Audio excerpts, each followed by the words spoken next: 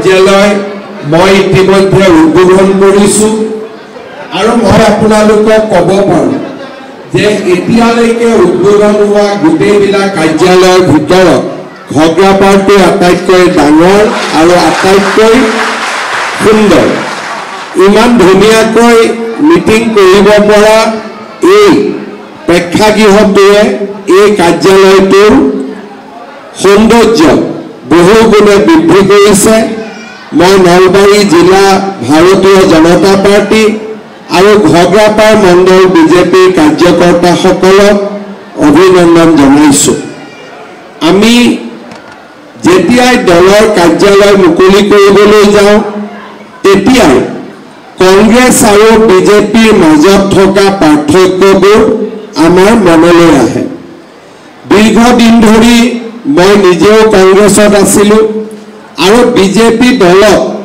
যোৱা এটা দশক ধৰি কাৰ্যকৰ্তা হিচাপে কাম কৰাৰ পিছত দুইটা দলৰ পাৰ্থক্য মই নিচেই ওচৰৰ পৰা দেখা পাবলৈ সক্ষম হৈছিলোঁ কেইটামান পাৰ্থক্য আমাৰ দলৰ যিকোনো সিদ্ধান্ত আমাৰ দলৰ কাৰ্যালয়ত হয় আপোনালোকে প্ৰায়ে দেখিব যে নৰেন্দ্ৰ মোদী ডাঙৰীয়া ভাৰতৰ প্ৰধানমন্ত্ৰী বিশ্বৰ এজন সৰ্ববৃহৎ ৰাজনৈতিক নেতা কিন্তু যেতিয়াই দলৰ কিবা সিদ্ধান্ত হয় বা দলৰ মিটিং হয় তেখেতে সদায় বিজেপিৰ কাৰ্যালয়লৈ যায় কিন্তু বিজেপিৰ মিটিং কেতিয়াও তেওঁ প্ৰধানমন্ত্ৰীৰ আবাসত নকৰে তেওঁ বিজেপিৰ মিটিং সদায় প্ৰধানমন্ত্ৰীৰ কাৰ্যালয়ত পৰিৱৰ্তে আমাৰ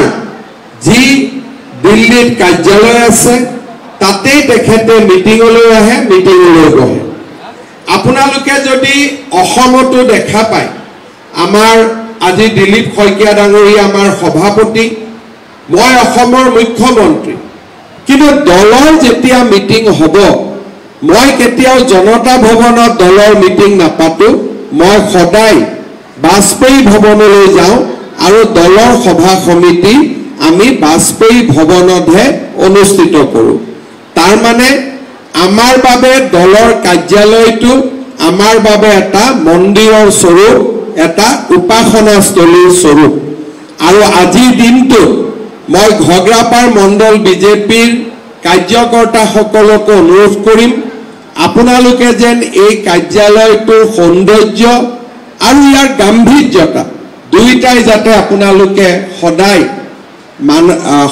বৰ্তাই ৰখায় তাৰ বাবে মই আপোনালোকক অনুৰোধ কৰিম দ্বিতীয়তে কংগ্ৰেছ দলৰ কোনো কাৰ্যসূচী নাই এজন কংগ্ৰেছী মানুহক যদি আপোনালোকে কেতিয়াবা টিভিৰ সন্মুখত আনি এটা কুইজ সোধে যে গান্ধী পৰিয়াল ডাঙৰ নে ৰাষ্ট্ৰ ডাঙৰ তেওঁলোকে একেচাতে উত্তৰটো দিব নোৱাৰে তেওঁলোকে বুৰবুৰাই থাকিব কিন্তু উত্তৰ নিদিয়ে কাৰণ তেওঁলোকৰ মনত সদায় সন্দেহ থাকে যে ৰাষ্ট্ৰ ডাঙৰ নে সোনিয়া গান্ধী ইন্দিৰা গান্ধী ৰাহুল গান্ধী ডাঙৰ সেইকাৰণে তেওঁলোকে কেতিয়াও উত্তৰ নিদিয়ে কিন্তু বিজেপি মানুহ এজনক যদি আপোনালোকে সোধে যে বিজেপি ডাঙৰ নে ভাৰত মাতা ডাঙৰ আমি 1 মিনিটতে ভাৰত মাতা কি জয় বুলি কোৱাৰ আমাৰ শক্তি আছে আমাৰ সাহস আছে সেইটোৱে হ'ল আমাৰ দলত কাৰ্যসূচী আছে অৰ্থাৎ ৰাষ্ট্ৰৰ সকলো প্ৰকাৰৰ পৰা কল্যাণ ভাৰতৰ সকলো ফালৰ পৰা কল্যাণ আমাৰ ৰাজ্যখনৰ বিকাশ আৰু সমৃদ্ধি আমাৰ ব্যক্তিগত স্বাৰ্থৰ বহু ওপৰত সমাজৰ উন্নতি ব্যক্তি স্বাৰ্থৰ তলত সমাজৰ উন্নতি আটাইতকৈ ওপৰত সেই হৈছে ভাৰতীয় জনতা পাৰ্টিৰ কাৰ্যসূচী ভাৰতীয় জনতা পাৰ্টিত কাৰ্যকৰ্তা আছে আমাৰ দলৰ সৰ্বোচ্চ নেতাজনেও নিজৰ পৰিচয় ভাৰতীয় জনতা পাৰ্টিৰ মই নেতা বুলি নিদিয়ে তেওঁলোকে গৌৰৱেৰে সৈতে কয় যে মই ভাৰতীয় জনতা পাৰ্টিৰ এজন কাৰ্যকৰ্তা আমাৰ দলটোত নেতা নাই আমাৰ দলটোত কাৰ্যকৰ্তা আছে কোনোবাই যদি দায়িত্ব পায় সি আমি দায়িত্বহে গ্ৰহণ কৰোঁ, কিন্তু আমাৰ দায়িত্ব আজি আছে, কালি দায়িত্ব নাথাকিব। কিন্তু এটা পৰিচয় আমি নিজৰ লগত শ্মশানলৈ লৈ যাম, সেইটো হ'ল ভাৰতীয় জনতা পাৰ্টিৰ কাৰ্যকৰ্তাৰ পৰিচয়। আৰু সেই পৰিচয়টো জন্মতে আমাৰ হয়তো সেই পৰিচয় নাছিলে, কিন্তু যিদিনাখনৰ পৰা আমি এই পৰিচয় লৈছোঁ, আমি একেবাৰে যি সময়লৈকে আমি অগ্নিত প্ৰজ্বলিত হৈ নাযাওঁ, সেই সময়লৈকে আমি ভাৰতীয় জনতা পাৰ্টিৰ কাৰ্যকৰ্তা হৈয়ে থাকিম, আৰু সেইটো আমাৰ সদায় পৰিচয়। আৰু ভাৰতীয় জনতা পাৰ্টিয়ে যেতিয়াই নিৰ্বাচন আহে বা নিৰ্বাচন নাহে, আমাৰ দল পৰিচালনাৰ বাবে আমি ৰাইজৰ পৰা সংগ্ৰহ কৰি আমি কোষ নিৰ্মাণ কৰোঁ। কাৰ্যালয়, কাৰ্যসূচী, কাৰ্যকৰ্তা আৰু কোষ, এই চাৰিটা ক হৈছে আমাৰ দলৰ এক প্ৰাণকেন্দ্ৰ, আমাৰ দলৰ আটাইতকৈ ডাঙৰ চালিকা শক্তি।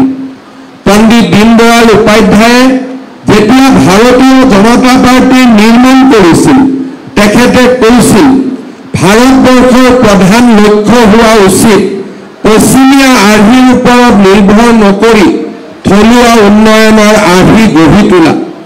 তেওঁ পুঁজিবাদী ব্যক্তিবাদ আৰু মাৰ্ক্সবাদী সমাজবাদ, এই দুইটা আগ্ৰাসী দৰ্শনৰ বিৰোধিতা কৰি ভাৰতীয় সমাজখনক মধ্যম পন্থা আদৰি ল'বলৈ প্ৰেৰণা যোগাইছিল। পুঁজিবাদ আৰু সমাজবাদ, এই দুইটা ব্যৱস্থাকে মূল্যায়ন কৰি পণ্ডিত দীনদয়াল উপাধ্যায়ে আমাক একান্ত মানৱতাবাদৰ আমাক আদৰ্শৰ উপহাৰ দিছিল।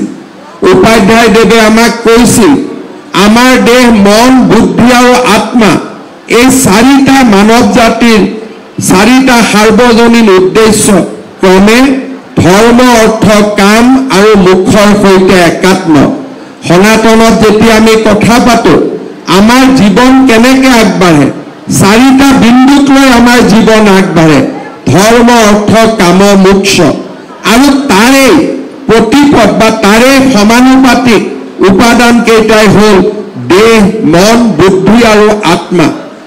পণ্ডিত দীনদয়াল উপাধ্যায়ে কৈছিল, পুঁজিবাদ আৰু সমাজবাদৰ সমস্যাটো হ'ল যে এই দুইটা মতাদৰ্শই কেৱল শৰীৰ আৰু মনৰ প্ৰয়োজনীয়তাক বিবেচনা কৰে, আৰু সেইকাৰণে এই দুইটা দৰ্শনক আমি বস্তুবাদী আদৰ্শৰ ওপৰত গঢ় লৈ উঠা বুলি ক'ব পাৰোঁ।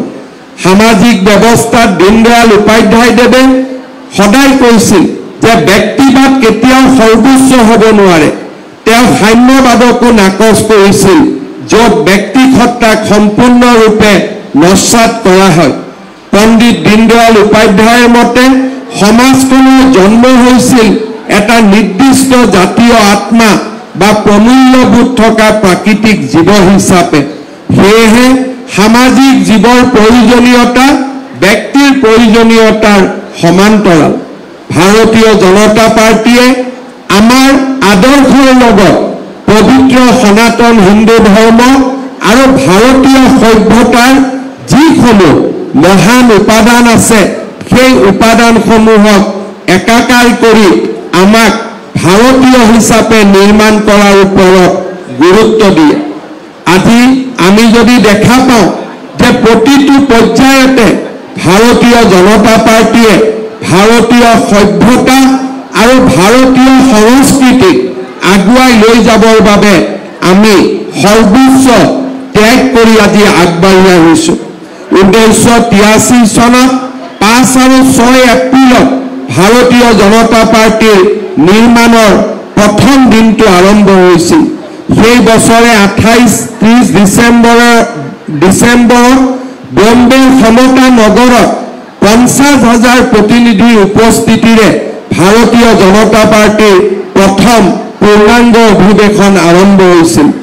অধিৱেশনত অটল বিহাৰী বাজপেয়ী ডাঙৰীয়াই এটা ভৱিষ্য দৰ্শন কৰিছিলে।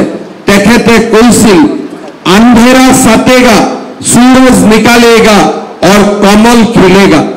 1980 চনত যেতিয়া প্ৰধানমন্ত্ৰী অটল বিহাৰী বাজপেয়ী ডাঙৰীয়াই কৈছিল কমল খিলেগা, কোনেও বিশ্বাস কৰা নাছিল। কিন্তু সেইগৰাকী মহান আত্মাৰ ভৱিষ্যতবাণী ইমানেই স্পষ্ট আছিল যে আজি অটল বিহাৰী বাজপেয়ী ডাঙৰীয়া আৰু নৰেন্দ্ৰ মোদীৰ দৰে দুইগৰাকী প্ৰধানমন্ত্ৰী ভাৰতবৰ্ষই লাভ কৰিবলৈ সক্ষম হৈছে। আজি নৰেন্দ্ৰ মোদী ডাঙৰীয়াই জৱাহৰলাল নেহৰুৰ পিছত প্ৰথমবাৰ তৃতীয়বাৰলৈ নিৰ্বাচিত হোৱা আমাৰ দেশৰ প্ৰধানমন্ত্ৰী হিচাপে অভিলেখ সৃষ্টি কৰিব পাৰিছে। আমাৰ সমগ্ৰ দেশতে আজি ভাৰতীয় জনতা পাৰ্টিৰ চৰকাৰ প্ৰতিষ্ঠা হৈছে আৰু অসমতো আপোনালোকৰ আশীৰ্বাদত আমি দুবাৰ একেৰাহে চৰকাৰ কৰিছোঁ আৰু 2026 চনত একেৰাহে আমি তিনিবাৰকৈ চৰকাৰ গঠন কৰি অভিলেখ সৃষ্টি কৰিম। শ্ৰদ্ধাৰ ৰাইজ, ভাৰতীয় জনতা পাৰ্টিৰ কাৰ্যালয় নিৰ্মাণৰ এই শুভ দিনটো মই পুনৰ এবাৰ আপোনালোকক ভাৰতীয় জনতা পাৰ্টিৰ আদৰ্শৰে পৰিচালিত হৈ আমাৰ ভাৰতীয় সভ্যতাৰ আত্মাক জীয়াই ৰাখিবলৈ আৰু তাৰ বাবে সকলোকে প্ৰচেষ্টা চলাবলৈ মই আহ্বান জনাইছোঁ। আজি ঘগ্ৰাপাৰত এই ভাৰতীয় জনতা পাৰ্টিৰ কাৰ্যালয় নিৰ্মাণে আমাক সঁচাকৈ প্ৰেৰণা যোগাইছে। লাহে লাহে আপোনালোকে দেখিছে ঘগ্ৰাপাৰৰ চাৰিওফালে উন্নয়নৰ এক নতুন দিগন্ত আহিছে। ইয়াত মেডিকেল কলেজ নিৰ্মাণ হৈছে, ইঞ্জিনিয়াৰিং কলেজ ইয়াত নিৰ্মাণ হোৱাৰ কাম চলি আছে আৰু মানুহৰ দুখ আৰু দুৰ্দশা আঁতৰাবৰ কাৰণে হাইৱে দুইটা মূৰক সংযোগ কৰি খুব সোনকালে উৰণীয়া সেতুৰ নিৰ্মাণৰ কামো আমি ইয়াতে আৰম্ভ কৰিম।